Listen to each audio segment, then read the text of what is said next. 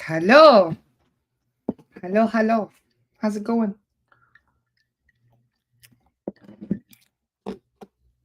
Wait for a few people to join. I know some of you were already waiting for me. I apologize for the delay. I'm entirely blaming Andy for it. Andy's running a few minutes late, but he'll join us. So I figured I'd just start early because I have a bunch of people messaging me going, "Where are you? You're late." So I just decided to come on. He'll join me in a few minutes, though. He'll be home. Hello. Hi, Michelle. How are you, sweetie? Hi, Alma. How are you guys today? Did you sleep good? Good morning, Stephanie. Hi, Lori. Hi, Bradley. Mr. Porter is fashionably late this morning. He'll be joining us momentarily. I didn't want to keep you guys waiting any longer, so I just joined. Nice to see you, Bradley. Hello, Elaine. Hi, Ray. How's it going? Well, Andy will be joining us in a few minutes, so this will give us a chance to come up with some questions for Chen. Yeah? Any of you? Hi, Chantal. Hope you had a wonderful birthday yesterday. Hello, Elaine. Spirit has no time, therefore cannot be late. Exactly. A wizard arrives precisely when he means to, right? It's never late nor early. So we will be seeing Andy and Chen very soon. Very, very soon. They're on their way. Hi, Catherine. Good morning, Terry. Nice to see you. Hi, Katya. Chen is having a bad hair day. Chen's never having a bad hair. Look at that hair day. He's a handsome man. Hi, Connie.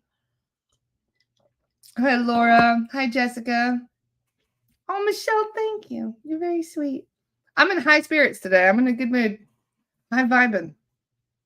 I was chasing beasties at 6:30 this morning, so I'm like, yeah, I'm high powered today. So,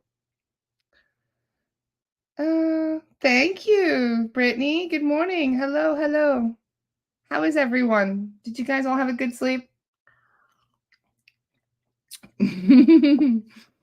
Hello, Andrew. Hi, Miriam.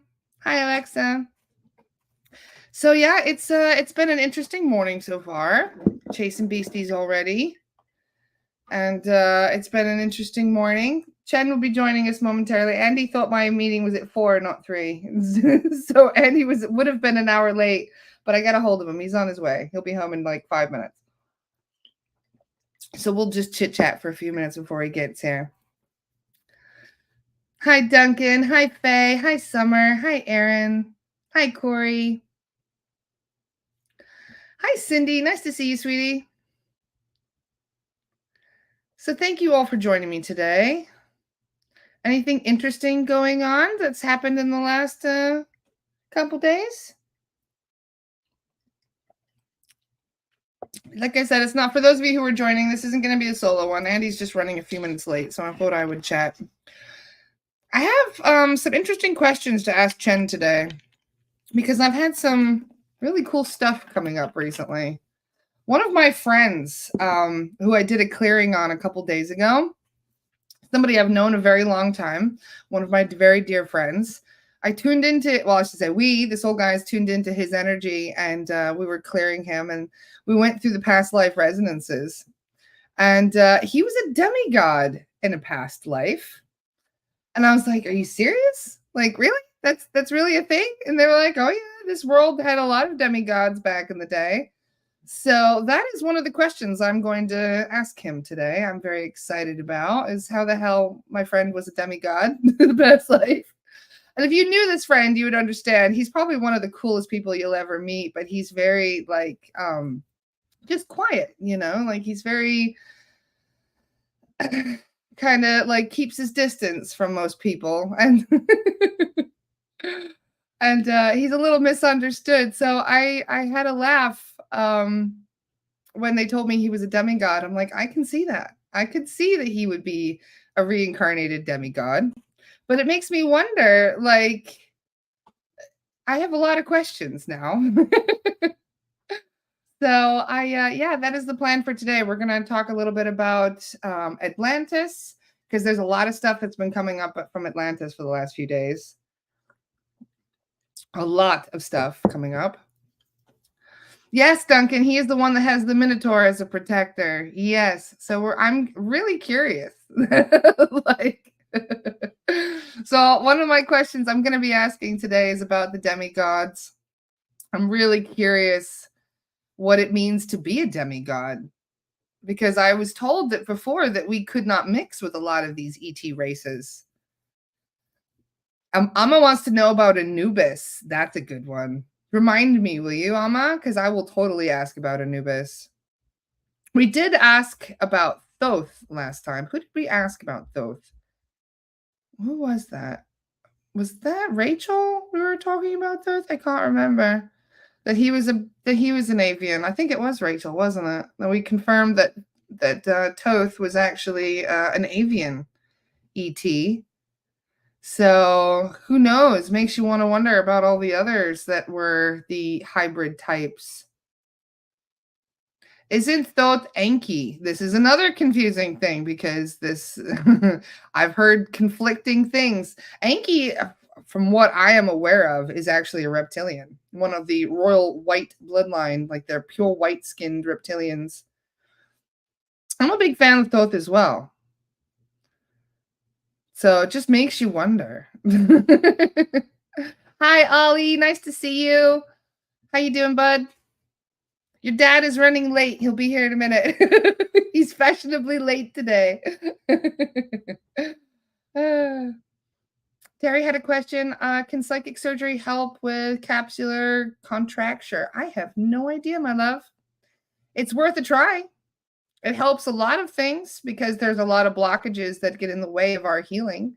So really, when they send healing, they are doing both. They remove the blockages for your own healing, and they also send more healing.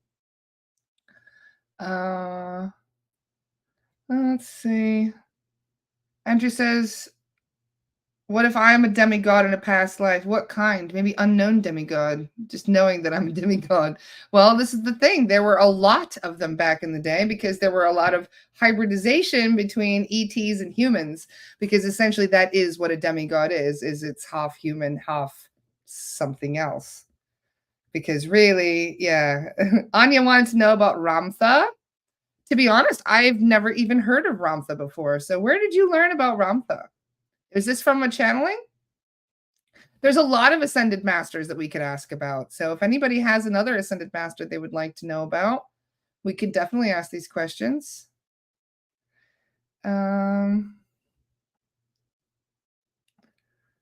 Just reading through. If any of you have any good questions, make sure that you save them for when Chen comes on, because we can ask him. Andrew says, I feel like I'm a third good alien, a third reptilian, and a third faith in humanity.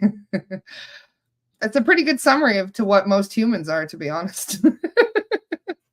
Considering we're like genetically modified clones, technically. So it makes you wonder how much of our genetics is from the ETs, how much of it is actually from genetic modification, how much of it is naturally us, how much, comes from the Lyran people. There's a lot. This is the thing when you're talking about genetics. There he is. The sunshine. Apologies. I was going to just wait for you, but I had 10 people messaging me going, where's he? Yeah. Go on and explain that he's running a few minutes late. I think I was on Spanish time, sort of manana time, really. It's all good. I was sending a thought to Chen. I was like, Chen, where's Andy? And did mention to me that we were slightly late, to be fair. This is the problem with these days, isn't it? I was just telling these guys, the wizard is never late nor early. They arrive precisely when they mean to. Yeah, late, basically. Yeah, that's why Jane does all the bookings now, because I've got so many balls in the air generally that's why I say to you, if you deal with Jane, you tend to get a better response than dealing with me. Because tell her you put it in the calendar. I did put it in the calendar at the right time. I didn't read the calendar. It's all good, I've been just chit-chatting with the collective here. We're all just very excited to see you and Chen today. And hello to Jane as well. Hello, darling. Hello. Nice to hear you in the background. Thank you. Yeah. Sorry. We have Ollie on the podcast as well right now. I just saw him commenting. Oh, did you? Oh, that's cool. Yeah, Yeah, it's a right. big Okay. hi to the next generation as well. Well, this is what we were talking about last night, wasn't it? To be fair, about sort of starting like a new version of SRA for children, basically, and bringing the children online in terms of learning their protection I and don't think teaching them. Ollie qualifies as a child anymore. Well, yeah. No, I suppose at 25 or whatever he is, 26, maybe not. He's married now. His childhood has been taken from him. Yeah. No. Ollie's had some bad experiences as well, so he knows what this is all about, really. Yeah. Which is why that's why he sticks to the tech stuff and not the. So I said to him, I said, you could start talking to Chen, and then when I get too old to do this, you can basically take over the next version, which he wasn't over keen to do, oddly. No, he doesn't. He doesn't want to do SRT, does he? No, It's a bit spooky for some people, you know. Yeah, I think it's like everything, isn't it? It calls you rather than you calling it, I guess, which is what you found as well. Oh, I was built for this work. Yeah, yeah, just my whole life was already doing this work, just by myself, really, not knowing what I was doing, because I was still dealing with the entities. There's little things that I think back on in my life, and I'm like, wow, this makes a lot more sense now. Yeah. Knowing what I know. Well, I think that's the whole thing, right, isn't it? Is that most people have been affected. Everyone, I think, has been affected in one way or another by entities and by discarnate spirit and stuff. We just don't know what the symptoms are until we sort of start to understand how that looks. And then when we start talking about, intrusive thoughts and voices and chaos in your life and chaos in your family and all that kind of stuff, you start to realize where it's coming from. But most people are going through that experience with no idea that there is this underlying just kind of shadow aspect that is controlling everything on the planet, really, that we're not talking about. Yeah, indeed. Rabbit hole. I was telling you guys last night. My mom, she got another attack the other day. I was telling you guys last night in the SRA meeting. My mom, it's a long story, but she was just feeling very down and just very depressed and wanting to give away her animals and all of these things that are very uncommon for her. But then she told me, she goes, I just feel really depressed. And I don't know why, but I had a horrible thought of driving into a tree. And I was like, all right, that's it. I'll be right back. I'm clearing you. I'll give me 5 minutes. So when she told me this, I got a little, upset. So I called one of the mediums, and sure enough, we cleared her. And as I called my mom back to see if she felt any different, she was laughing. She answered the phone laughing. And I was like, oh, are you all right? She goes, no, I felt it leave. She immediately felt the clearing happen because she said she felt like curling up in the fetal position.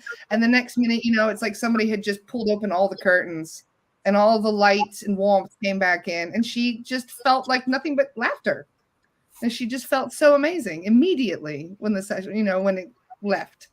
And then when she told me that she now notices when something is wrong, like when you can feel that there is an energy that is not you, So it's like every time you get one of these clearings, especially if you remove something that's rather formidable, like, the level 2s can be, you do notice a shift rather quickly sometimes. And she noticed it like immediately. So it's exciting. Actually, I think that's the thing. When you know your own energy and you know your own thought process, and you actually become very kind of confident in the way you think and feel, the minute you feel anything different to that, or you start to think differently, you realize it's not you. And this is the key. And I think this is the key for all of the people that come and do the SRT training, the SRA classes. I know you like yourself, Laura, is that's the feedback we're getting from most people, is they never realized how much kind of intrusive thought and feelings and emotional stuff that was in their life until they start to go through this process, and you start to actually find your sovereignty and maintain it on a day-to-day basis. And then when you're not sovereign, and you know that that's negative, and it also is very, very quick and easy to clear from our perspective, really. I think the most obvious sign, the biggest red flag of all, is the thoughts of self-harm. Yeah. Because generally, I think most people do not want to hurt themselves. And if there's anything that ever makes you feel like, you're not enough, or that you are You shouldn't be here. That is an immediate, probably the largest red flag that you needed clearing, because unfortunately, this is what they tend to do. You know, they push you straight into those kind of overwhelming thoughts. I know, it's quite funny actually. So we've just been on holiday, obviously. So we're in a hotel, we were on the 6th floor of 7 floors in Spain. And as soon as I walked out to the balcony, you know, you're obviously looking down, you get this thought pops in, like, go on, jump. And of course, you know, I just think, oh, fuck off, and just, you know, carry on. And I was talking to Jane one night, we were sat on the balcony, we were chatting away, and I said, do you ever get thoughts to jump? And she said, every time I come on the balcony on this holiday, I'm getting a thought to jump, basically. And we laughed, and I said, yeah, and so am I. And it's just really funny to think that there is something around you that's continually just pushing that thought to you, and you acknowledge it, and you hear it, and you think, oh, fuck off, basically. And then it's kind of clear the area, clear the space. Well, you have a strong mind, you know, so you can't really be Jedi mind tricked by these thoughts. But for somebody that does not know that their thoughts can be intrusive, that they are not aware that there are outside influences that could be affecting them, a lot of people will think that's them, that it was their own subconscious telling them to do those things. Yeah. Well, I wonder how many people, you know, walk onto the balcony of a kind of high story or, you know, like a holiday home or a flat or a building and have those thoughts. And I bet most people probably do, because I think it's quite a regular thing generally. Because I've always thought, you know, when I have them, obviously because of what we do, we're continually kind of working against the negative side. So we expect to have that stuff. I know that you do now as well, really. But you have to wonder how many other ordinary people also have these same sorts of experiences. Yeah. Yep, exactly. And it's crazy just how much that's what they want. Really. Yeah. They just, I mean, out of all the things that they could be asking for from humanity, they just want them to die in many cases. And that's shocking, really. But Yeah. it makes you wonder too what happens to somebody after they have been influenced by one of these entities if they did listen. Yeah, I guess there's a lot of people that probably commit suicide that, you know, have been encouraged to do that. It hasn't been really, I mean, it is free will to a certain degree, but obviously not on another side of the coin. But again, you know, this is, I guess this is what we're here to do, isn't it? Is to kind of teach, educate people and teach the kind of protection techniques and sovereignty. And, you know, that's kind of what your channel's all about now, I guess, or certainly this part of it, really. Yeah. Because, I mean, you can do the clearing, but they can come back in within 10 minutes if you, I shouldn't say they can come back, but other beings can come in if you haven't sorted out what was attracting them in the first place. Yeah, I think that's the thing, isn't it? I think it feels like a kind of speed up to me, really. I mean, I've been doing this 20 years now, obviously with Terry, 10 years with Terry when we were just training and learning about things with Chen, but everything seems to have changed massively to where we are now.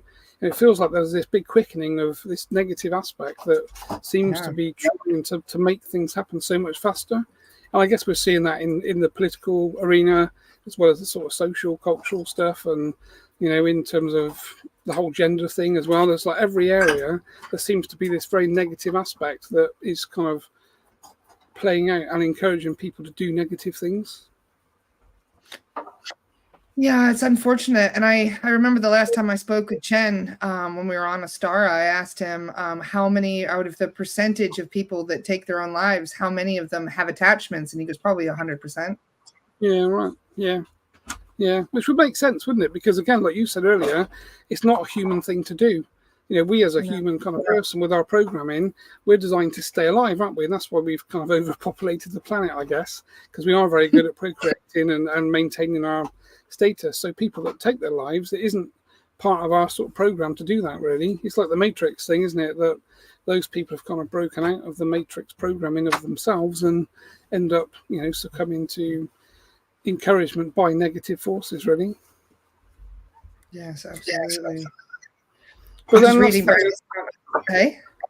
So that's the whole game, isn't it? That's what we're here to do. We're here to balance things, really, and that's kind of that's why I get up every day, and I know you're the same. That's why we do what we do, really, because every single person that we can educate and work with, encourage and clear, you know, is a change for everybody else. So we're kind of working together collectively in that way. Yes, absolutely. I love Bradley's comment just now. He says, I feel like we're in the stage of ascension where the negs are kicking and screaming and laying on the floor, throwing a temper tantrum. Yeah, basically, I think that's probably my kind of perception of things as well, really. which is good because the Earth has been controlled negatively for a long, long time, isn't it? If we look back through history, thousands of years. Yeah, and of course, history is just a kind of made-up thing anyway, because none of us were alive less than or more than 150 years ago or something. So there's no one on the planet that's been alive Not that long. consciously, anyway. Yeah, so not the history, in this yeah, so the history that we're reading and being taught in schools and things is only based upon what people want us to believe. When Yes. kind of we go back to the pyramids and the Egyptians and a lot of the old sort of ancient artifacts on the planet, no one's really got a good handle on some of that type of stuff. Yeah. I've been noticing a lot of the Atlantis stuff is coming up in sessions recently. People being healed by that, it's because there was a lot that happened there. People were hurt, people were doing the hurting, and there's a lot of karma that comes from that time that we're still seeing played out today.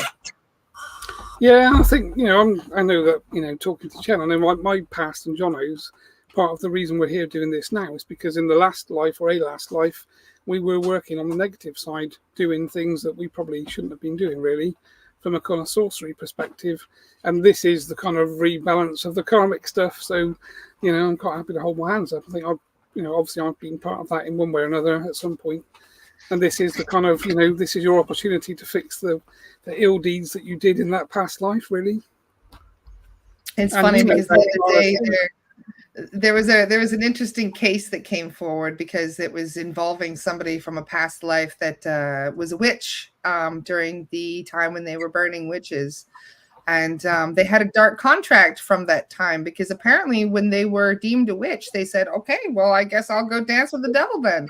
And they did. They quite literally switched teams. So they were like helping people, then they were accused of not helping people, and they said, okay, well, I guess I won't help people then. And they started, they literally joined up with the dark side. And it was funny because I asked them questions about it, and the soul guide was like, all right, well, I can't really say anything more. And I said, why? And he goes, because I wouldn't want to trigger anything from your own history, Lara. Oh, yeah, of course. I was like, oh, oh, okay. So do you mean I did it with the devil too at some point? They're like, the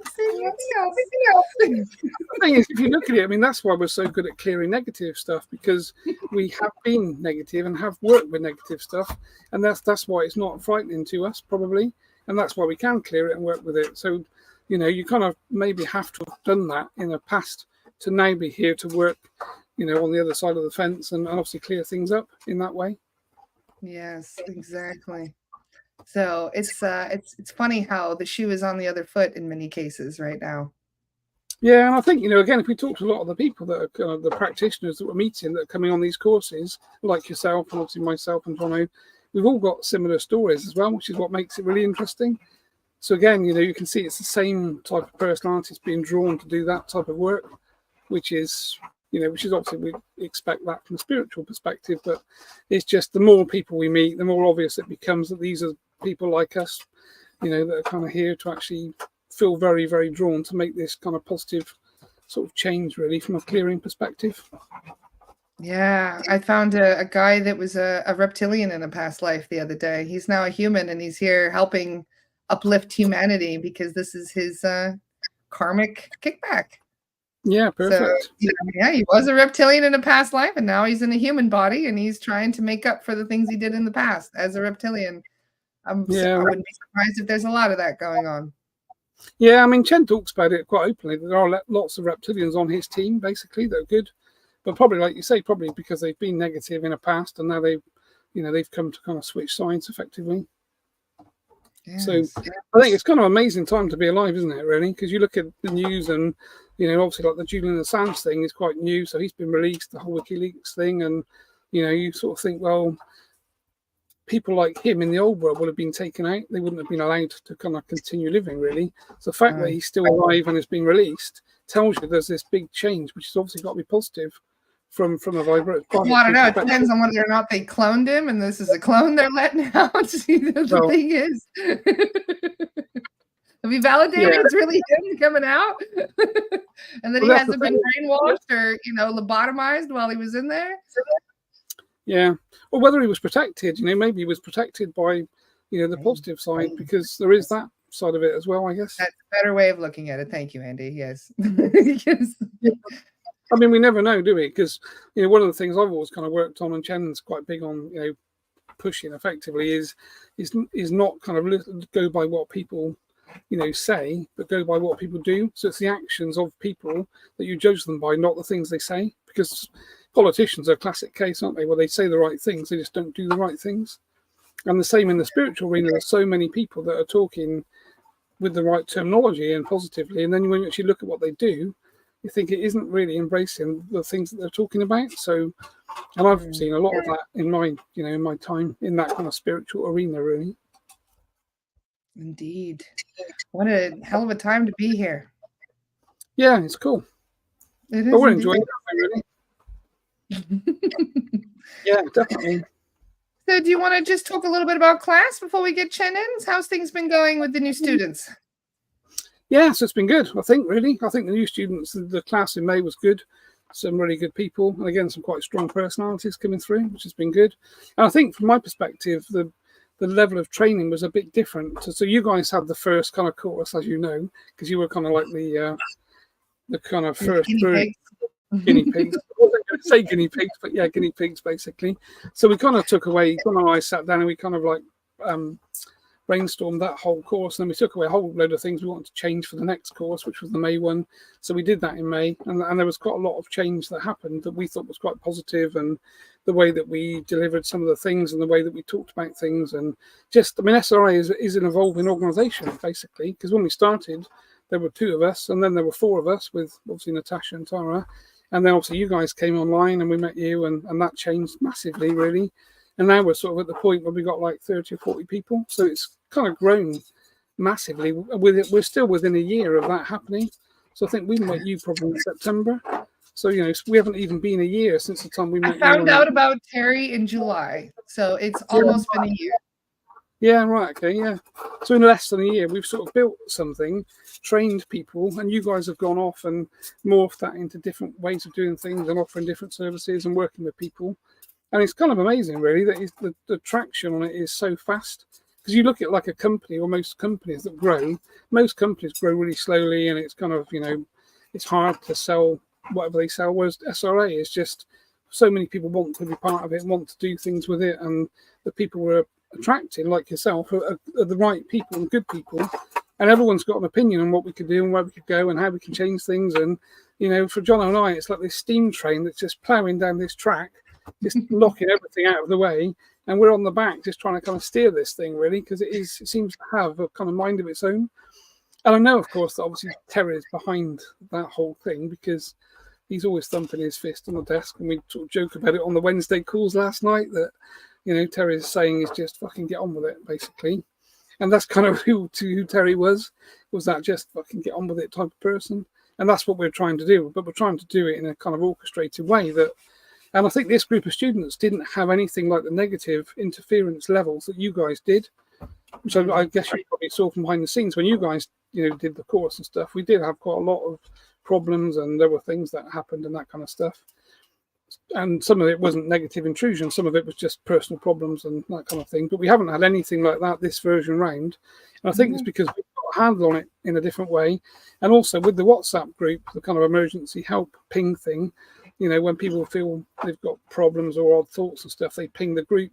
And we're on that within sort of 5 minutes, people are cleared.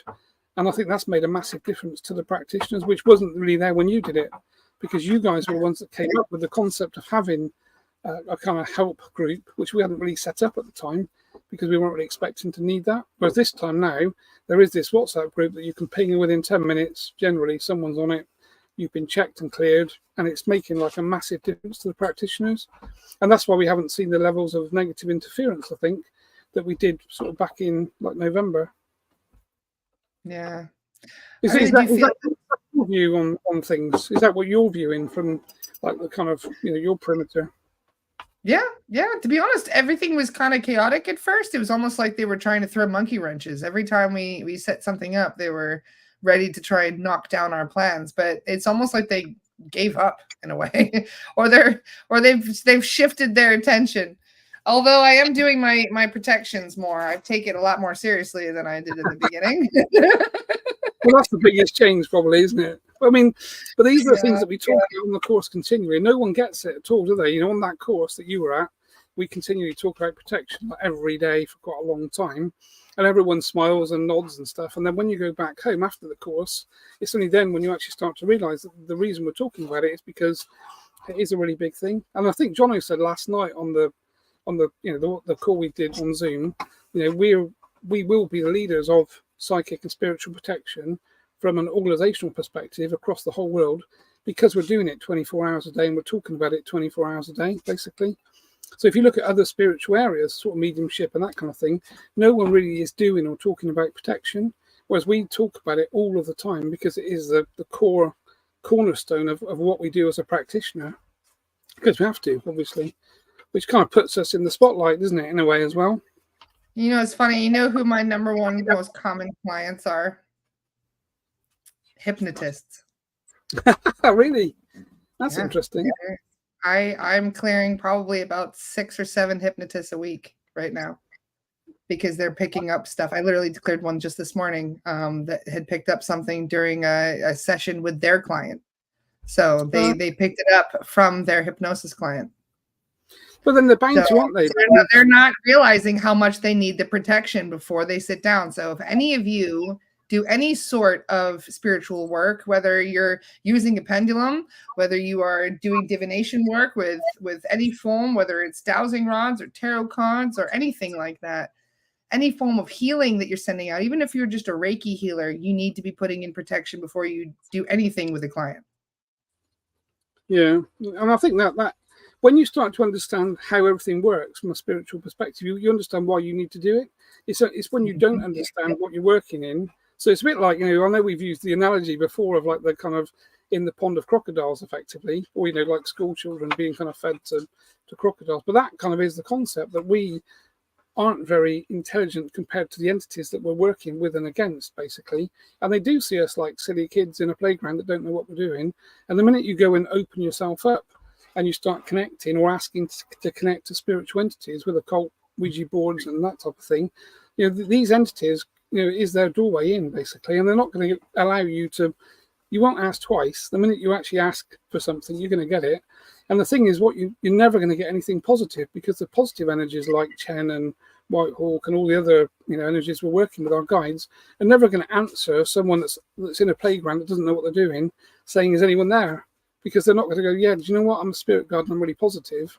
They just don't connect. So the only thing you're ever going to connect to is something negative that says, oh yeah, I'm Jesus Christ, or I'm Mary Magdalene, or I'm this and that, and that person's ego is kicked off immediately because they think they're talking to something positive, and then the whole thing spirals into a kind of downdraft of negativity, really. Yes, exactly. Hi, Sephora. Sephora is also here. She says she gets a lot of therapists for clearings. Oh, that does not surprise me one bit. Yes, I imagine a lot of therapists take their work home with them. My father was one of them. I could see some days when he would come home from work and be very stressed and very upset and just had a rough day, but the energy was completely different, like he wasn't himself afterward. And all these little things start to be more noticeable when you realize what you were actually dealing with. Yeah, and I think that's I think therapists are in the most dangerous position, aren't they? Because they're working with clients that will probably have attachments, guaranteed, and those attachments are going to affect the therapist in one way or another negatively if they're not protected. And most therapists don't do protection, so the whole thing is kind of designed to be quite a problem. And I know quite a few people that have worked in mental health institutions that end up being inmates themselves, even though they were working there for a while, because of course they're being attacked by and attached to negative things with the clients they're working with, and they end up starting to have hearing voices and intrusive thoughts. And next thing you know, they end up on the other side of the fence in one of the rooms that they've been looking after for some time. And you kind of understand why that would happen, really. Yeah, exactly. Michelle says they jump like fleas. Yes, they do. They do. In fact, a lot of times we share our attachments. It was funny. I did a husband and wife clearing yesterday, and the wife had residual energy of a 3. And I thought, I wonder where that went. And then I checked into the husband. I'm like, oh, he's got a 3. I'm like, oh, there it is. There it is. It just jumped. Yeah. Yeah. And the thing is as well, our attachments. and the thing is, they're just doing what they're designed to do, aren't they? So I kind of see it like, I don't see them as competition or negative in that way anymore. I just see that that's what they do. And the same as a dog is a dog and a cat's a cat. These entities and attachments are just what they are. It's the discarnate spirit you have to feel more sorry for, people that have been alive and then died, and then they get trapped, or entities trap them in someone's etheric field. And they're then talking to that me the most lately. When I tune in to find an earthbound and they're chained to somebody against their will, that one always ruffles my feathers a little bit.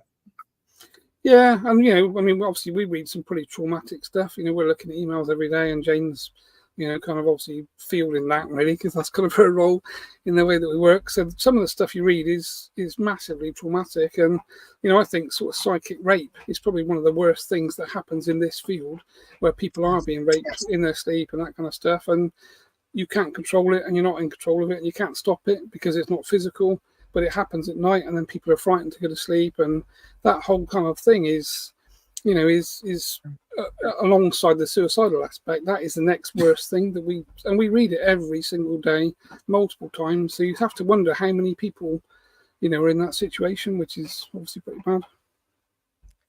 Well, this is why we got to stay on our toes and know how to protect ourselves. So we talk about protection quite a lot, but Andy has some. In fact, I'm going to share your website, Andy. There's a couple people asking what's the best way to protect themselves. So I'm going to share your website for them, because you've got all kinds of goodies on your website, don't you? Most of which I can't find myself anymore. The website is grown. There's Andy's website. So if you go, he's got meditations, audio meditations. He's got YouTube videos. He's got all kinds of stuff on there. I do a lot of your protection meditations. In fact, I did it this morning. I cleared somebody rather high profile this morning. And so they actually warned me afterward. They're like, Laura, this was a risky one. So make sure that you're extra protection today. I was like, yep, I'm on it. Clearing high profile people tends to put you in the line of fire a little bit. So you do have to be extra careful when you do that. And this is what we were talking about last night on that call. And that's what Chen has been telling me, that SRA is going to move into a position whereby we are going to be kind of clearing some of the highest profile people in the world. So presidents and high-level politicians and things that want to work in a positive way against the corrupt negative aspect, and they are going to need protecting and help with. And SRA is Chen's telling me, SRA is going to be that vehicle. So some of the names that we get through, we look at the name, and then Jane will Google them, and she'll say, "Wow, this is so and so," and you think, "Wow." But we don't treat them any differently. They just get a normal clearing, the same as everybody else. It's just that I check myself a few times afterwards and make sure that, I am because you are aware that, when you start to... There can be retaliatory action against some of the people that clear these things. This is what we've And also that's part of the reason why we've got this team now of people like yourself that, if I'm not happy with how I feel, or Jane's reached out to Jono and Louise before and said, Andy is acting a bit odd, can you just check and clear him? So, we've all got to be having each other's backs, because none of us are infallible, myself included. And we do need the team to be able to look after the team. And as we grow, there's more people, which is good. But as we start to do more high profile people, then we're obviously going to get more attention from the negative side. So that whole thing, kind of works hand in hand, which makes it like a really interesting place to be when you start to realize. What's interesting then too with this family, since they are a high profile family, they actually had quite a prevalent curse on them too. Oh, that's interesting. So did they have entities and things? Were entities attached as well? Yeah, right. Oh yeah. And I suppose you got the Freemasonic aspect. This is the person I was talking to you about last night, if you remember. Yes. I remember the surname. Yes, well, yes, exactly. And so you're not surprised hearing that surname that they had a family curse, unfortunately. Not really, no. And I think that's the thing. Politics, man. Politics comes with curses. That's just how it is, unfortunately. It's like the more high profile you get in politics, the more you are, in the line of fire, quite literally. Yeah, and I think most politicians probably start off, they leave college and they start off with a kind of blue sky thinking, and they want to make a change to the world in a positive way. I think most people are generally good, but they get corrupted on that path, don't they? Most politicians. And senators end up in the pocket of someone else, or they're doing deals with corporations and that kind of thing. So they get sucked into this kind of bed of negativity and vipers, effectively, and then they've kind of lost their sovereignty. And then, of course, their family gets sucked into that as well. So I'm sure it becomes quite difficult to extract yourself from that whole thing when you're in it. But by the time you're in it and you realise you're in it, it's a bit too late to get out. And then, of course, all of the children and grandchildren get sucked into the same things, the same curses, the same organisations, the same secret societies and all that shit. And then you wonder why the politicians have their children end up in politics, and then they get involved, like the Rockefeller family, there's so many Rothschilds and Rockefellers in politics for that reason. Yeah. And I'm sure some of the younger ones probably have a different view on things, but they're being overcast and kind of shadowed by the parents and grandparents and the deals they've done and the way they're supposed to act. So I'm sure it becomes quite difficult. But then again, that's kind of why we're here, isn't it? Because we're here to break that cycle. And the way that we're going to break that cycle is by clearing people and removing that negative control and that negative aspect. Well, are we ready to bring in the man? Because everybody's getting kind of antsy. They want to say hi. Not that we don't enjoy your company as much as we do, Andy. We love chatting with you. We do. But, we are excited to hear from Chen. We are. Watch is off. So that's the first thing. That's how you know I'm starting. You get told to take my watch off immediately. Cool. Okay.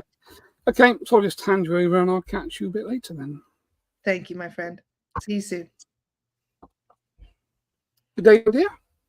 Hello, Chen. How are you? I'm marvelous. And how are you?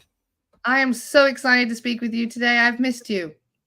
Yes, and I too have missed you, and of course the collective, because as you know, I am this Facebook sensation now, and I keep telling you, Andrew and Jane, of course it's tongue-in-cheek because I don't see myself egotistically, of course, but it's very funny and amusing to think that there is an audience that is interested to listen to the teachings that we have and the guidance that we give. And I'm quite addicted to being that person. I'm quite addicted to talking to yourself because we have fun, and I like to have fun. We do indeed. Yes, absolutely. So I just to start, we've had quite a few people that were asking if we could clear this space today, if we could just maybe put a bubble of protection around everybody and maybe even send the team around to make sure there's no beasties or baddies hanging around. Can we do that really quick? Yes, it's already been done, my dear. It's part of our preparatory exercise. So when we connect now, and obviously I connect to you, I know that you and I have had this conversation in the past, that you are quite an eminent figure because, of course, you are the verbal piece of the media aspect that we use and we talk to. So we need to make sure you're protected. So your level of protection is extremely high in comparison to how it was back in the time when we first met you. So we have other entities around your family and your space that are there to control and protect. And then when we make and we do these podcasts, it's imperative from our perspective that the tech and the communication tool and the method of connecting and talking is also protected. So people that are joining this call in general will have already been partly cleared by the team from that perspective to make sure that energetically we don't have this negative aspect that will try to bring chaos into the conversation and, of course, try to bring the energy into a negative space. So from here on in, just for your own perspective, we are actually clearing these conversations and calls because, of course, we have to keep them full of truth with integrity, and that can only be done with a high vibration. Thank you very much. We are immensely grateful for that. Thank you, Chen. Wonderful. So there's been some really exciting new developments happening. Are you seeing any differences in the timeline since we spoke about the incidents and all of this new exciting things that are supposed to be happening towards the end of the year? Are we still on that trajectory? That's a very candid question, right, dear? So, of course, from our perspective, obviously you and I had a conversation in a different format, I think, and not on this particular channel. And obviously I did provide some information that Andrew seemed to think was slight overstep, and it did cause a few problems between ourselves, if you like. And obviously I was brought into line to a certain degree because some of the things that we see and we expect to happen obviously are not 100% guaranteed. But when we see big negative events that are likely to impact and affect everyone, then of course I feel that it would be my duty to be able to to flash the light and give a heads up to the people that want to listen and to the people that are looking for that type of information. So from my perspective, it would be wrong not to provide guidance that things are changing, and those things are still in play. So the timeline that we looked at and talked about at the start of the year hasn't changed from my perspective, and we're still looking at the end of the year for some big changes to happen, again, primarily within the finance system, but there will be other things happening as well. And I know that we obviously talked about some of those. So that information is available to the people that are listening on your other saved catch-up podcasts, I would expect. Yes, exactly. Thank you very much. I just wanted to confirm that. And I can feel the changes happening almost daily. It's getting quite explosive in a way down here. It's a wonderful time to be alive, my dear. It But of is course, indeed very exciting. like everything, you're all, you're human beings. You have a human physical body and a human life. So if you start to watch the news and you start to watch the narrative that's being talked about, you will intuitively start to align with what I'm talking about. So the people that are listening, the people that have their ears open and their eyes open, will start to see the system basically giving you the hint that things are changing, and the changes that we're expecting near the end of the year are dramatic. So again, start to watch the news, start to watch the information that the system is leaking out. The news and media organizations, most of them are controlled in a negative way, as you all know. It's not new news, but they will be giving you the hints and they will be letting you know that these things are coming. So if you're awake and you're watching, that means you have time to prepare yourself. And not prepare yourself in some type of doomsday scenario, because we're not talking about doomsday scenarios. We're talking about the system trying to retain the control that it currently has, but it's actually breaking apart because the vibration's changing, which is what we're all here to do. Yes, indeed. There's 144 people watching right now. I don't think that's a coincidence. Us starseeds, we're here to shake things up and to make these changes, make sure they're going to be positive changes, eventually. Yes, and of course, this is everything that changes is difficult for people, and we resolutely understand that people on these calls and people that hear this information, the first place that the human mind goes to is a state of worry and fear and panic. But then you sit down and you think, okay, where am I in my life? Where am I with my family? What do we need? If the lights went out for a certain length of time, all we need to do is store some food. All we need to do is store some water. All we need to do is connect to groups of people that look after each other. This is how you all lived before you had electricity in the past. This is how people were self-sufficient. People could connect together. People looked after each other. So you could say that if the electric went out for a very short period of time, you should be able to actually have a better life. Of course, you and I wouldn't be able to talk, my dear, because we need electricity for the medium of conversation that we currently use. But obviously, from an organic perspective, if everything went off for a few weeks and there were no mobile phones and there were no internet and connectivity tools, you would all find that your energy and vibration would rise dramatically because you wouldn't be being bombarded with radiation from your electronic devices. And of course, the levels of nervousness would die down because suddenly the system that you live within, which is very technically focused, is actually driving you every day, even though you probably don't realize that's happening. So if you took that system away, you would go back to a place that your organic vibration returns and aligns itself with the planet, and then people will start to feel better. Well, we're certainly hoping for that to happen, feeling better. So, it's I just want change. I'm so sick of this normal things, the way of running things. So thank you for just a little bit of a hope for the future.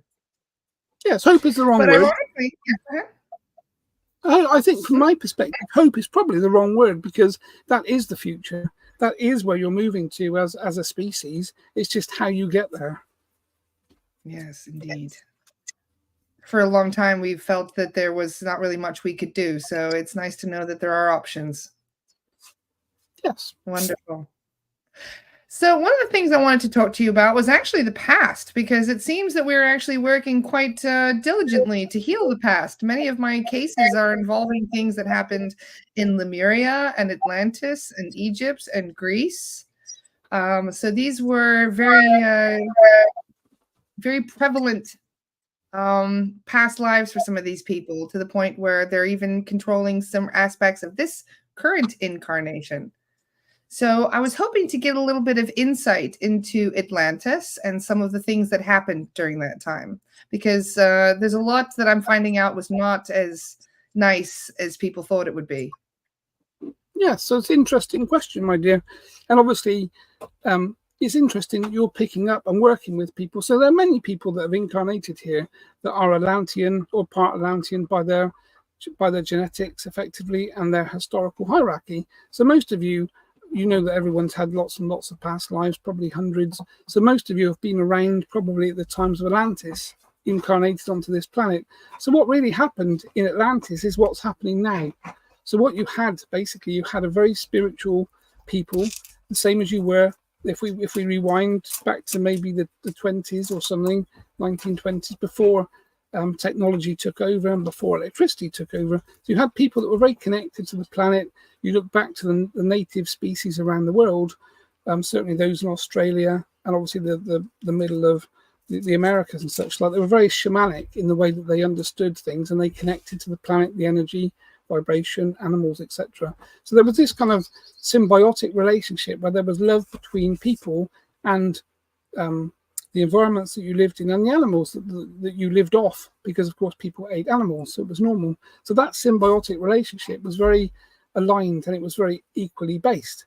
And then what happened with Atlantis was they had visitors from out of space. You'd call them ETs, but basically extraterrestrial entities that turned up, that basically moved their technology into a very forward thinking space. And of course that technology was then used to control and dominate the people in the same way that's happening now. So if you look at your technology now today, you're seeing implanted technology in people. You're seeing levels of negativity, weaponry that can control and remove masses of people. So nuclear devices, those sorts of things, are obviously very negative in the way they work. And all of these devices and a lot of the information that's been provided came from extraterrestrial entities to do that type of destructive things.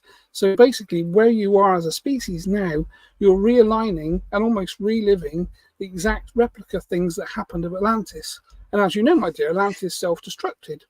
So people basically turned against each other, and there were advanced weaponry used that basically destroyed most of the people and the species at that time. And that's effectively almost what happened back in Lemuria. So the same catastrophic events happened, whereby you had spiritual people connected to the planet, and then you had extraterrestrial involvement in a negative way, which effectively ended that species as well. So you're the third reincarnation of a Homo genic species that is bipedal, that's walking and talking and obviously has intelligence, but again being affected by the same entities and the same level of satanic negativity that's been around in the past. So this is again the third try really from your species to change and not to go down the same line. But of course that species is using technology to control, and this is where I think we talked, my dear, sometime before about AI. So this AI concept whereby everyone's using AI tools to basically write for them, to think for them, and you basically use you're basically being given information by a computer program, and of course the information that you receive back when you interrogate that program is only as good as what's been put into it in the first place. So it's a way of dumbing down the population completely. And all of the younger generations and those in their mid-20s are obviously embracing technology in a way that we would expect, because it's fun. There's lots of games, there's lots of fun to be had, but most of the games are negatively biased because they're war-based games that involve killing people and obviously promote negativity in the person playing, so that the children and the people that play these games become very angry and very negative. If you can imagine that there are millions of people playing the same game all around the world at the same time, the level of negativity is huge, and that affects everyone in the household, everyone in the towns, everyone in the local environments. So if you can imagine hundreds of young people playing a game that involves killing people and they're furious and they're angry in your town, then your town's vibration will be being held down by those people playing that game. So it's quite a clever way to control the environment. And of course, this is being run by, and the information is being provided by off-world entities, basically. So again, this whole AI concept is quite dangerous. There is a positive side to it because, of course, AI tools could be used in a positive way. But this is the balance that humanity as a species has to straddle. People like yourselves need to use the technology that's provided in a positive way, in the way that we're talking here. We're talking to lots of people across the world that are interested in the information that we're sharing in a positive way, which brings the vibration up, which is what we're here to do. And we provide that guidance, and you provide the platform, my dear, which is excellent. So there's always two ways to do this, but this is where you are as a species, and this is what happened in Atlantis. The same thing happened, but Atlantis ended up with a self-destruct button to a certain degree, and humanity isn't there yet at all. And this time around is slightly different because there are more entities like myself now that have sided with people like yourselves to try and balance this equation, because last time the negative aspect was so strong and the level of negative control was so strong that it was very heavily biased in that way. And we're here to basically level the playing field. Does that make sense to you? It makes perfect sense, and it's exciting. We get a do-over.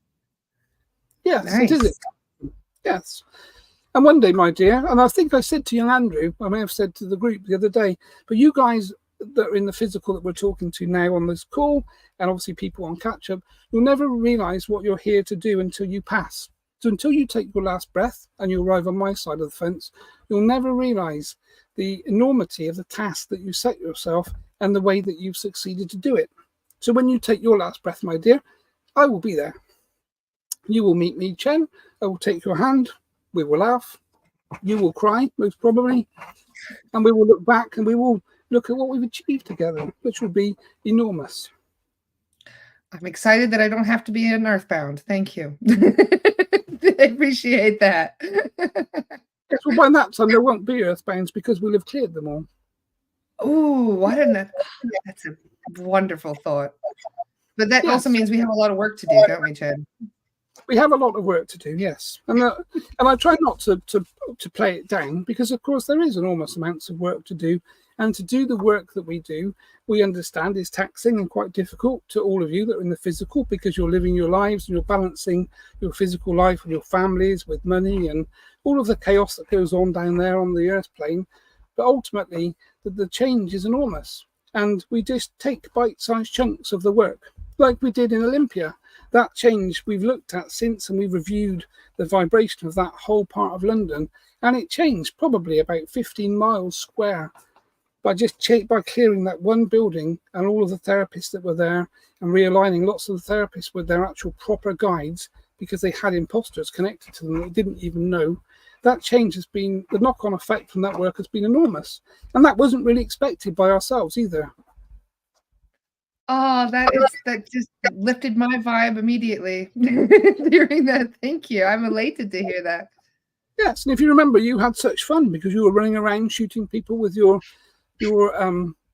pellet gun of your sage bubbles. Yes, your pellet gun of whatever it was, sticky stuff. And of course, that changes because, again, if you could see what we can see, so when we look down, if we looked at a bird's eye view of Olympia, the stand that you had, after a few hours of you racing around and laughing all day and playing with the children were laughing and they were squealing with delight. The vibration of your whole area was huge compared to the whole rest of that place.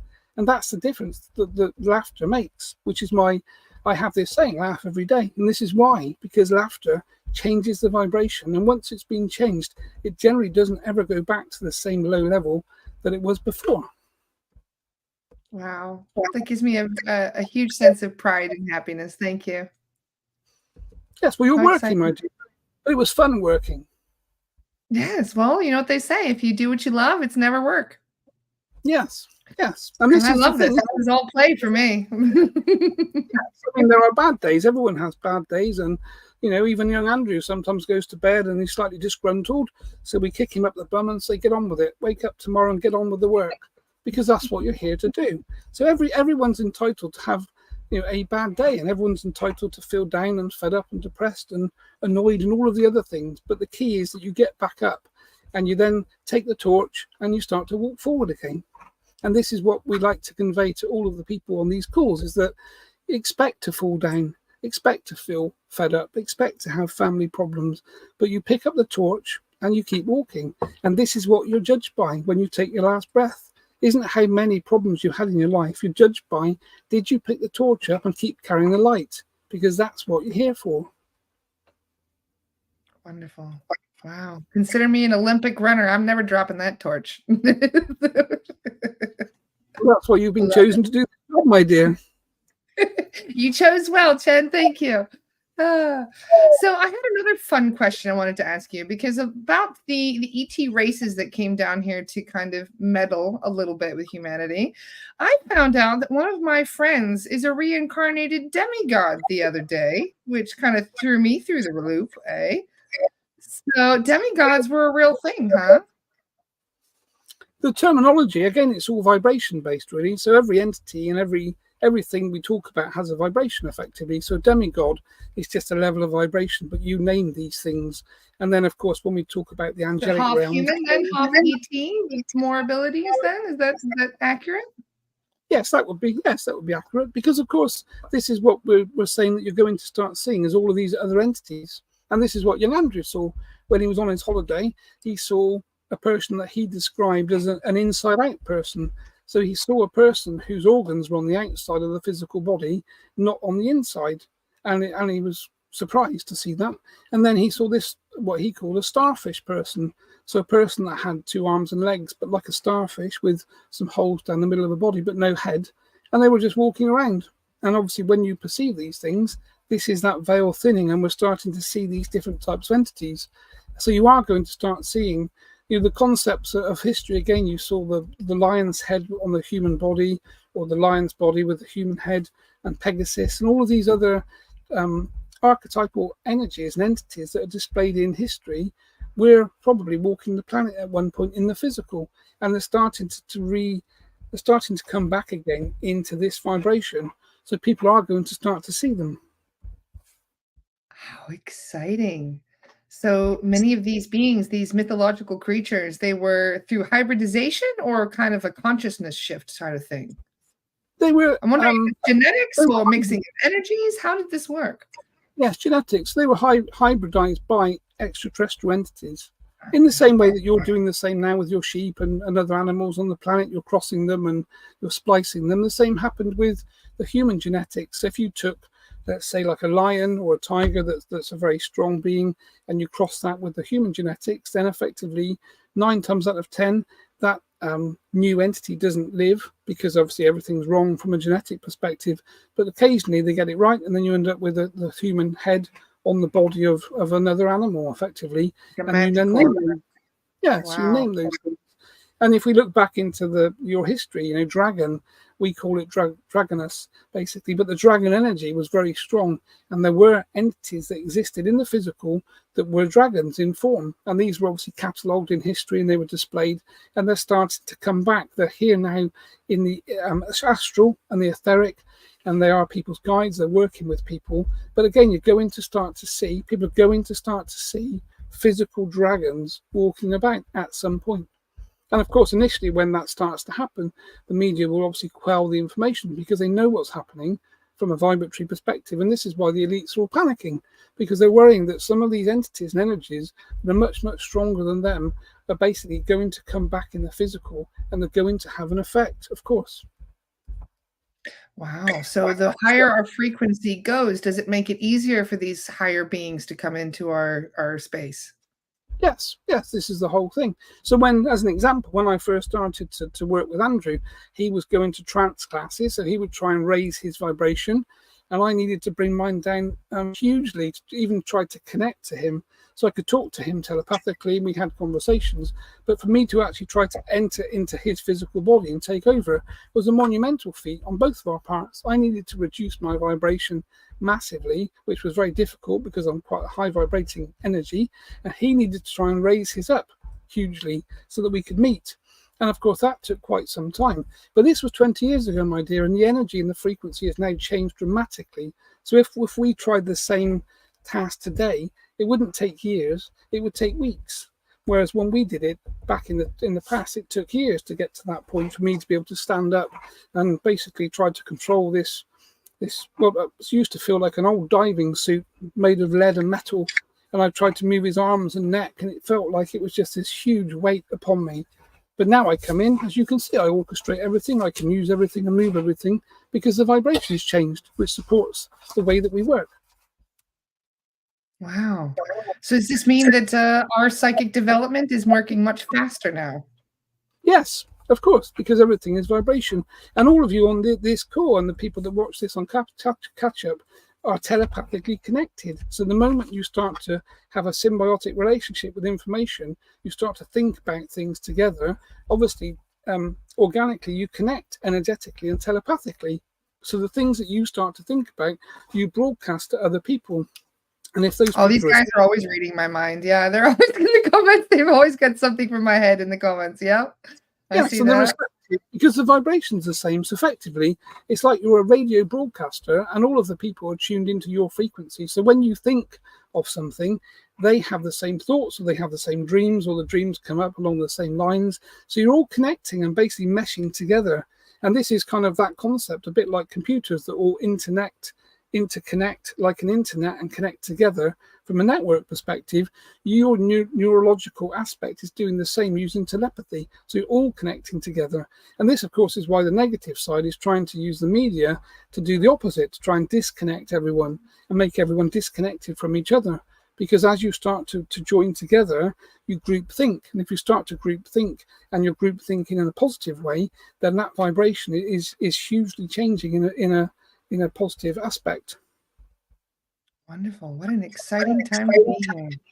Yeah, so this is obviously why group meditations now are so important across the world, because if you can bring 10, 15, 100, 500 people together and have a group meditation, your frequencies of brainwave and telepathy all align together. And that way you can make massive change on the planet because, of course, you're changing the vibration. And that's done very easily in a meditative state that you can't really do in your conscious state. This could be something for your new venture, my dear. Indeed. And this also explains why I've seen some sabotage for these mass meditations where entities will try to come in and mess around with the people that are meditating and setting cords, etc. We saw this at Disclosure Fest. So this is kind of what they do, huh? To try and thwart those mass meditations? Yes, because, of course, the negative aspect is always trying to protect itself. And you'd expect that to happen. So they will obviously think of ways and try to do things to protect themselves. But ultimately, the light is the highest vibration and love is the highest frequency. And if you're working from a love and light perspective, when you're running meditations and you're doing meditations that are positive and good and people are protected, because again, protection is the key. If everyone is protected before they open themselves and meditate, then you all align to that high frequency. So if you can imagine a light basically leaving the top of everyone's head, connecting together at source, then you're all group connected with telepathy and your energy and vibration is group connected. And that then sends this huge change across the whole planet. And this, of course, is what's changing, is that these old practices that are coming back from the Atlantean and Lemurian days are what will change the basic direction of your species and the planet too. And this is what you meant when you said the next 40 years are going to be the most drastic changes in human history. Yes. So all of the change in human history in the past has always been negative, really. It's always been different fractions controlling people. So you had the Romans, and then you had the Saxons, and you had all these different people or species, or groups of people that came along that overtook someone else. And obviously, the negative aspect is still there. But of course, this is what's actually changing in a positive way, and this is where the change will be. And effectively, all of you are the change, because that's why you're here. Because if your vibration was low, you'd be listening to the information that I'm saying, and you'd think it was absolute rubbish, and you'd be watching the TV. Probably a football game or something, because that tends to be the intellect of people that have a lower vibration, because the football game and the sports games are a level of control for those types of people, which is generally men, of course. Yes, indeed. So we're going to shift this is what they did back even in the Roman times, bread and circuses. Yes. I mean, you always put on an event for people to watch, but that event can be used in a positive way. So again, if you run mass group meditations, obviously the energy of that group changes everyone that's on the group, changes and clears them, and obviously moves things in a positive way. What needs to change now is the male energy of the planet has been so dominant for so long, which is why everything's so corrupt. So what we need is the female energy coming online, making the change. And that's what you're seeing in your families. Most of the women and the mothers and the females in partnerships and in families are becoming more dominant, and they're becoming more energetically positive, which is why we have this huge leanings in the spiritual world. It's an 80-20 bias, most probably. 80% of spiritual people are female, and there's 20% that are male. And we need to bring those males online to try and get this balance point of 50-50. And obviously it's happening. And you see that, my dear, when we run these courses, you see a whole room full of females, apart from young Andrew and Jono, that call themselves males generally. But, that could be questionable, of course, from a funny perspective. But we see one or two males sat in the group, and all of the rest of the people are female. So we see this 80-20 bias and balance in everything that happens from a spiritual perspective. So we got to raise that divine masculine, guys. Come on. We got to get you boys interested in the meditation and the SRT as well. Yes. We need the husbands and the partners and the men and the sons to come online, start to realize that, spirituality is the way forward. Technology is the way backwards, really. And this is obviously the challenge. And of course, this is why the negative side is playing its hand so well. And this is why most of the computer games that you see come out are all negative, because they're aimed at and they're designed to be interesting for the male violent negative energy. So this whole war-based scenario, brings up the adrenaline and all of the things that males have in them from a hormonal perspective. But we want men to be strong and confident in their own energy without needing to fight the world. Because, of course, fighting from a physical perspective is actually low frequency, as I'm sure you realize. But mental ability and mental spirituality, using your mind and connecting to guides and talking, is a much stronger thing to do. It's just that it hasn't been sold that way. Indeed. Wow. Thank you very much for driving that thought home, because there's a lot of men on the fence right now, and we need to bring them over to our side. So thank you for that. I mean, if the narrative was, my dear, that there is a spiritual war that's happening and the men are being called up to help in that spiritual war, we would see them lining up in huge big lines all over the planet. It's just that they don't realize that there is a spiritual war, and this is the place they need to be. They don't need to be in the physical war, because that's negative and controlled and corrupted by corporations and governments. The real war is spiritual, and it's been happening for a long time.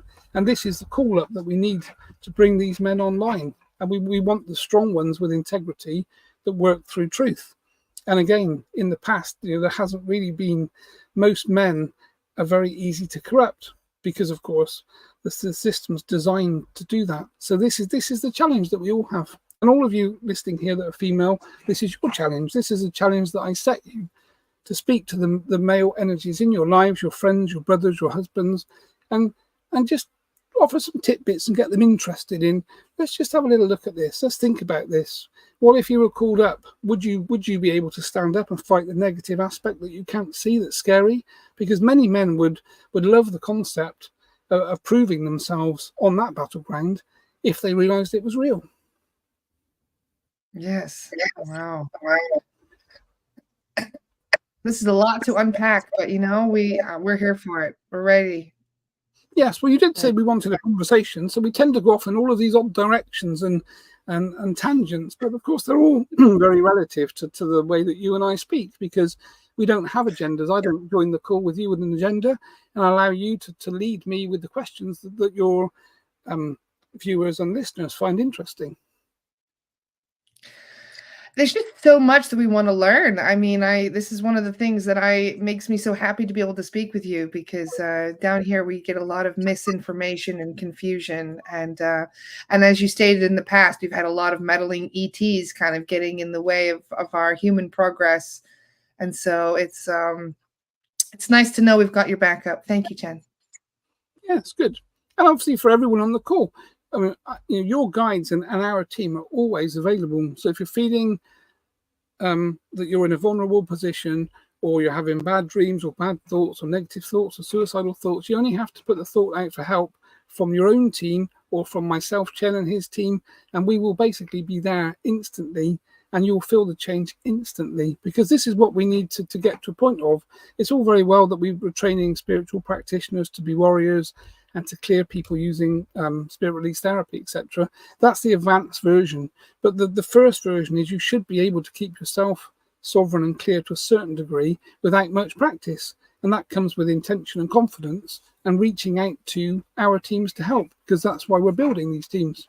And since you and I have met, my dear, the team that I have on my side has grown enormously. We've probably trebled the size of the entities that we're working with, and that's in a very short timeline. And as I said to you before, some of the entities have names that are big names that you would understand and align with from a human perspective, and we don't mention them. Mary Magdalene, yes, we're going to go and connect with her in September. I'm very excited about that. Yeah, so some of these people are, again, they're just names really, but they're vibration ultimately. So each person carries a vibration, and the names that you all know that are big names carry huge high levels of vibration, which means they clear things very quickly. So if you're in a room of negative entities and the room's dark and one of these entities walks in with a high vibration, they scarper quite quickly and that light turns on immediately. And this is what we're doing. We're walking into people's lives and we're turning the light on. And then we're basically engulfing that person in our light to hold their vibration and to push back this negative aspect. Indeed. Alma had a quick question earlier. I should have asked this when we were talking about Thoth, but I forgot. She wanted to know about Anubis. Was Anubis an entity or an ET? And is he, he's real, and is he depicted accurately? So yeah, so from my perspective, I would say that was an ET, so an extraterrestrial intelligence, an entity still around, mainly on the astral. So there isn't really a physical aspect of him walking the planet in that way, but certainly the energy is still here. Okay, so there's a lot of these beings that were involved in the past that are still energetically here. Are they also trying to work to uplift humanity, or are they kind of in the middle, indifferent? Yeah, so some are positive, some are negative, some are benign. Some of them aren't actually getting involved in what's going on here. But effectively, the energy of them is here. And of course, the astral is where you get to see and meet all of these entities, as you know, my dear, because you run the astral exploration classes and courses. So this is a starting point for people that want to do things from a spiritual perspective, but aren't really exactly sure how to do what they do, is to go on the courses that you teach. So you have the protection aspect first, then you learn to leave your body and basically move your spiritual intelligence onto the astral vibration and plane, and there everything exists and everything is possible. And of course, many people use substance to do this. So many people smoke things or take things or eat mushrooms, my dear, don't they? That they quite like. And that gives you the opportunity. It shortcuts the process, doesn't it, really? Well, it's helping a little. I'm kind of, I don't want to take 20 years like Andy did. No offense to Andy or anything, but I'd rather rush things a little bit more than that. Yes, and there's nothing wrong with that. Helping, it's increasing the vibe. It does seem to be. Yeah, it's working. Yes, it's just doing all things in a constructive way, positively, and protecting yourself. So, if you look at lots of the presidents and lots of the Egyptian entities, they did use things in the past. So they did use blue lotus and all sorts of other flowers and plants that were effectively toxically poisonous to push them into that hallucinogenic state where they could move their spiritual intelligence onto the astral plane, and there they could play and they could meet other entities and do things. It's just making sure that when you're on the astral, you're protected and you're working in a positive way, and you're not being connected to that negative aspect or finding yourself with that imposter syndrome that we discuss quite often. Indeed. Thank you so much for that tip, my friend. I appreciate it. Is there anything else that you would like to share with the collective today? I think from my perspective, this has been a positive conversation. I love these conversations because we get to cover so many things, which is so good. And of course, the people that are listening ask some very interesting questions, and the comments are interesting. So from my perspective, it's a laugh every day concept that even when you're having the worst day of your life and things are going in a very negative, bad place, try to find yourself something that you can laugh about because it changes your emotional state. It changes how you feel. It pushes back negativity. And of course, lots of people are losing people. I know this may be a side note, but there's a lot of loss happening on the planet. We're seeing a huge number of deceased people and souls moving and transitioning. And there's different reasons for that, most of which I can't talk about, as you know, my dear, because we're on a channel where we can't use certain words. But there is, a lot of loss happening, which means lots of you are losing your parents, and that's a very physical thing to go through the bereavement aspect, and we're aware that that's happening. So if you're in that position, then just know that we are with you. We side alongside you, and you must go through the physical process of bereavement because it's very important for your own spiritual progression. Beautifully said. Thank you so much, Chen, and thank you for that reminder at such a poignant time. Okay, well, I will say good day to you, my dear, and bring young Andrew back, who's busy nudging me in the wind, so to speak. Well, thank you. I will see you next Tuesday for another exciting chat. Yes, good day, my dear. Thank you, Chen. See you soon. Hello. Your eyes are so big when you come back. It's so funny. It's like you get bug-eyed for a second. Yeah, just popping out to start with. I think you'd have an open for an hour, wouldn't you? Yeah, I'm okay. And I'll find out what Chen's been talking about at some point later. I was going to say, you're going to have to rewatch it now. You have no idea what we talked about. All naughty things. No, I can't ask because Jane sat right opposite me, so she'll tell me. Not that I know. Always a fun chat. Always so exciting. There's always new developments happening, and it's what an amazing time to be here. Yeah, I think it really is, isn't it? We talk about it and we kind of laugh about the whole thing, but we're all aware that most of us have got stuff in our lives that are shit and negative, but we have to get through it. And on the other side, the positive, good things are the things that you have to kind of focus on, and doing these sorts of things and laughing and being part of this group together is this kind of group of people that are kind of changing we're changing the vibration and changing the planet, and it's a massive undertaking for essentially normal people to do, because we all kind of are normal. We all do our normal things, bodily functions, all the other stuff. So it's like we're not on any kind of platform. We're just normal people trying to do something that sometimes is sort of extraordinary, I guess, really, or appears that way. Well, there's all kinds of new things that are happening, and he's explaining we're going to see dragons soon, apparently. I mean, there's all kinds of exciting things that are about to happen. So, I know I saw some weird things in New York, actually, or two weird things, which was, I know we talked about last night, but I was going to try and use an AI tool to create the image of the entities that I saw. And as part of that chat we had last night, we were going to create a spreadsheet and start to catalogue when we see these odd things and how we perceive them. And in the clearings, when odd things come up, we can start to sort of document it. So I think from an SRA perspective, it's going to be really interesting to start to, because we're going to kind of see the change. And then we can look back in 5 years' time and say, God, do you remember when this all started? And now we're kind of sat in Costa Coffee with some entity that you're chatting to, like the Star Wars bar, which will be normal probably. And we'll look back and think, wow, it wasn't normal 5 years ago. I just want to hang out with the cat people. I want the Irma to come down here. I mean, I'm Pleiadian, and I'm like, Pleiadians, give me the cat people. Like, I just want to hang out with the Irma. I love them. We did. We are still on the trajectory for November. I had to double check just to make sure things are still going that way. So for those of you who are scratching your head about that, if you go on Astara, so for those of you who joined our Astara community platform, if you go onto the website or onto the app, the Mighty app, and you'll see we got workshop replays. Oh, what was that? That was good. I didn't know. There's something else popped up. You see how it says workshop replays? There's the old replays of Andy and I talking about, I should say Chen and I talking about this.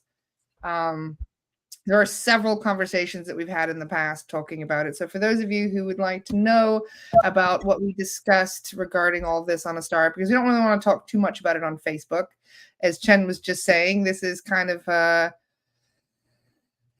we're behind enemy lines while we're talking about these things on this website.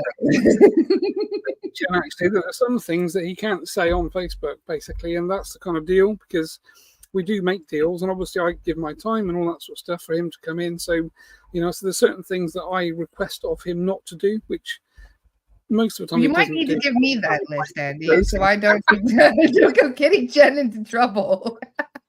Well, yeah, I mean, he'll get himself into trouble anyway, because generally he doesn't care. Because when I've said to him about things, I've said, Chen, but we can't say that. He says, I'm saying it because it's real, and this is the picture we're seeing. We want people to know.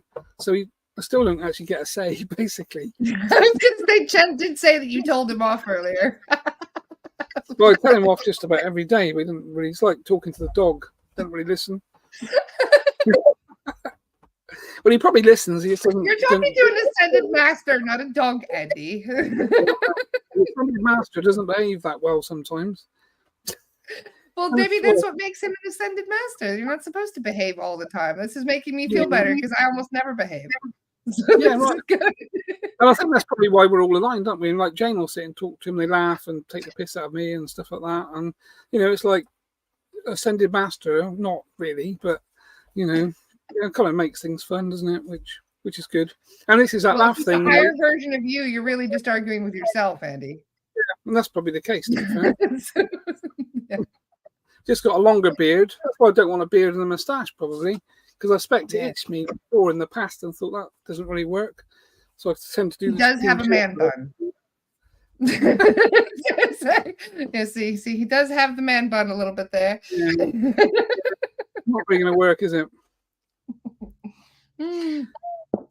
Well, thank you so much, Andy. Always a pleasure. Really, this is such a wonderful chat, and I look forward to our uncensored chat on Tuesday where we can talk about whatever we want. A list of things not to talk about on that, or to talk about that we can't talk about on here.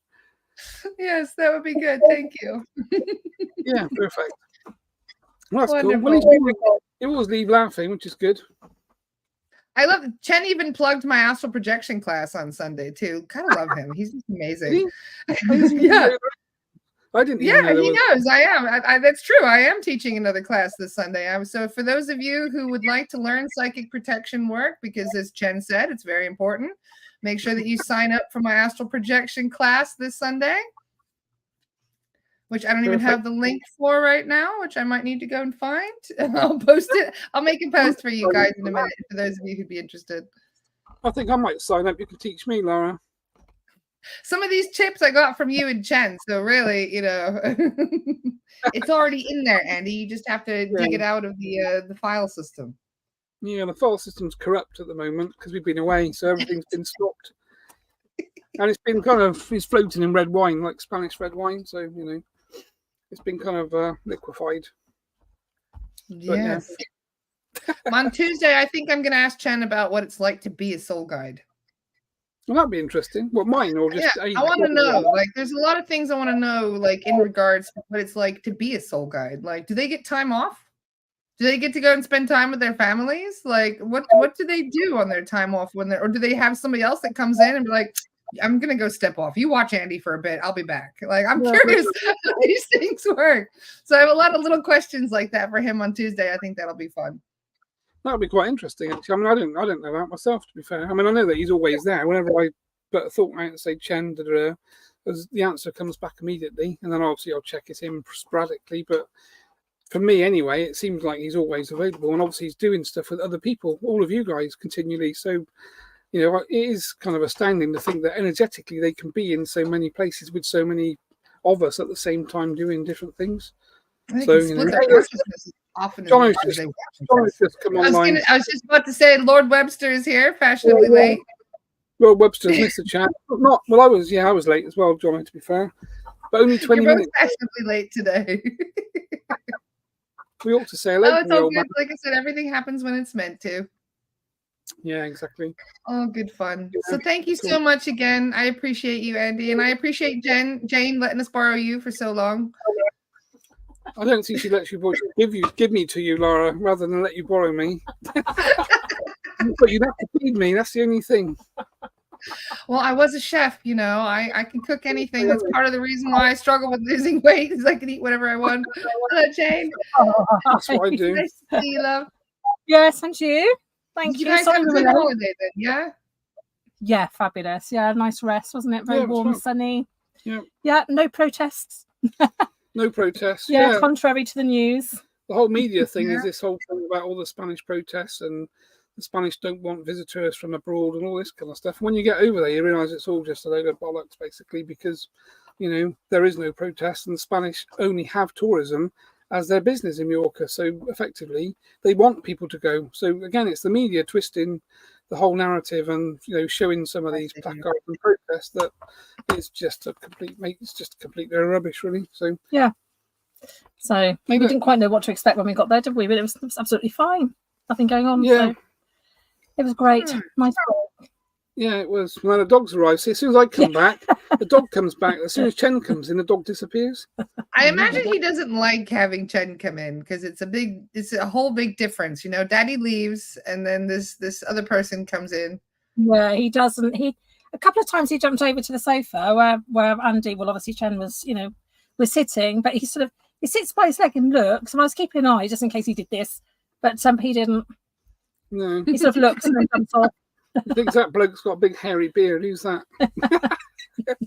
It does make you wonder, like when Chen comes in, like if he could see like the astral form come in and like see Chen's face like superimposed over yours, because we do see that when we're scanning people sometimes. Yeah, it's true. Yeah. Yeah, and he's definitely telepathic, isn't he? Yeah, probably all dogs are. So maybe he does see Chen instead of you. Yeah, probably actually. He always disappears. When I used to sit and talk to Jane on the sofa, as soon as Chen was in, he would jump off my lap and disappear somewhere. Yeah. And then as soon as I come back, he comes back again, which is quite funny. Oh, bless him. He is cute. He's cute sometimes. He's not Sorry we were late, time. Lara. I sent you a screenshot when you switched your phone off on your laugh, because I'd actually put a reminder in my phone saying, Lara, 3 p.m. Like I said, everything happens when it's meant to. We were having a nice little chit chat beforehand, so it's all good. That's good. Good. Yeah. Perfect. Well, thank you so much, both of you. And I guess I'll see you guys on Tuesday, yeah? Yeah, perfect. That'd be good. Yeah, we'll look forward to it. I know Chen will be looking forward to it because he always does.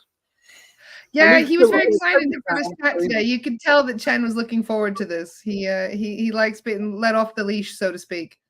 He's like a little like chomping at the bit to go sort of thing.